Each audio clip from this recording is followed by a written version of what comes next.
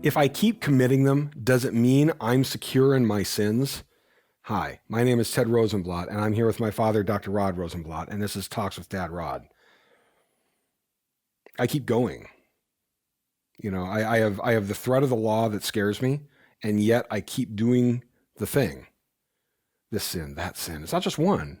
It's this sin and that sin. And I'll be honest, there's a top three I just keep repeating. Right? I have my little ones that just, or big ones, or however you look at it. And no matter how much I'm threatened, no matter, the teeth don't seem to improve me. My sinful condition continues. All right, basics. The verification for the Christian faith lies in Christ's resurrection from the dead after 3 days. That's the place where to look. We tend to go to Christianity is working for me because I see that it's improving me. That's not where we should look. That's the overall.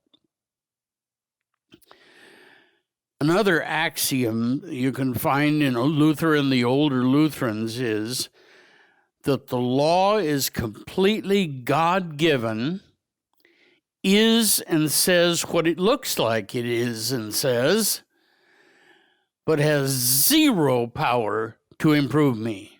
Zero. Only the gospel can do that.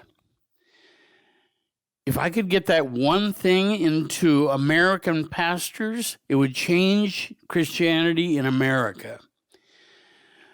That improvement, which is our weak suit in America, improvement is not how I validate the Christian claim.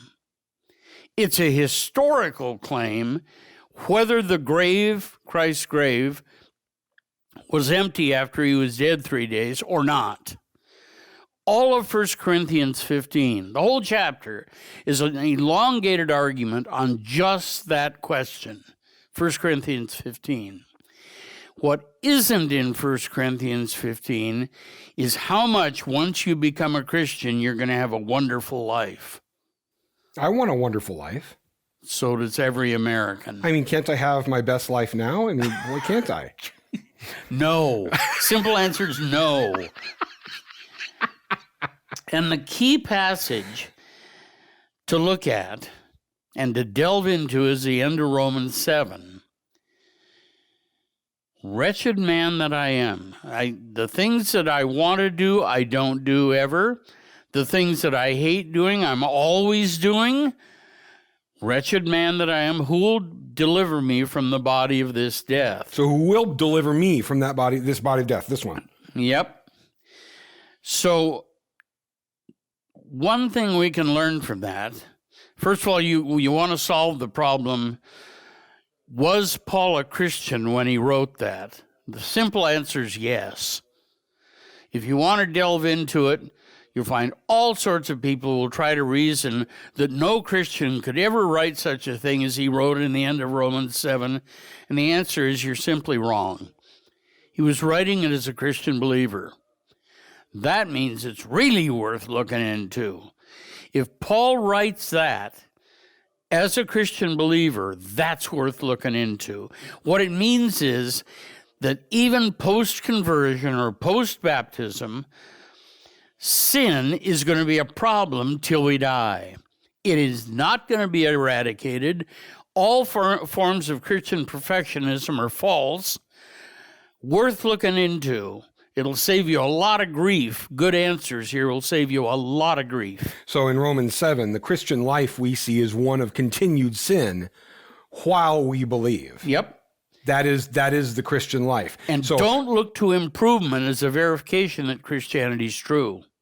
So when my sins, the new man causes me to actually desire to be away from this. Yep. St. Paul's words make sense to me. He's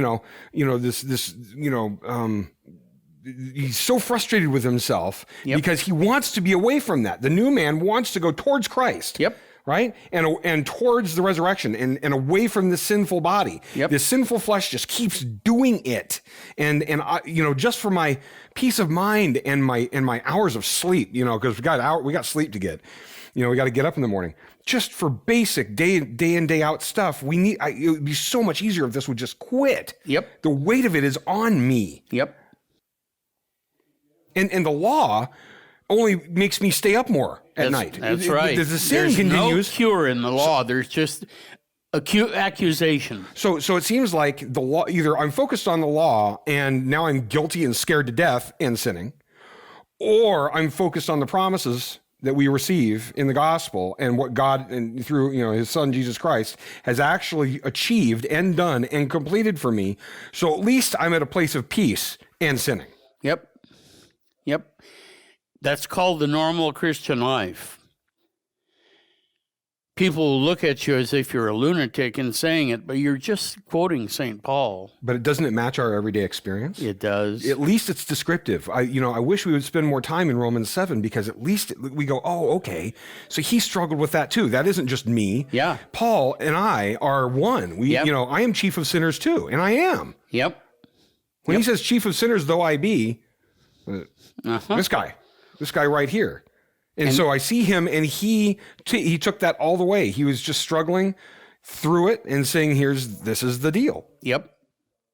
If that description of the Christian life, a totally realistic one, if that description of the Christian life were a common thing in preaching in American Protestantism, it would change American Christianity.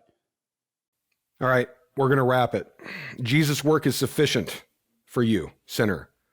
Come back and enjoy more of this. 1517.org and find us on social media. We'll talk to you soon. Thank you for joining us on Talks with Dad Rod, part of the 1517 Podcast Network. This podcast and all 1517's content is made possible through financial support by listeners just like you. Please visit 1517.org for more. And please consider clicking on the donate button and making a recurring or one-time contribution to help us share this good news in a world which so desperately needs it.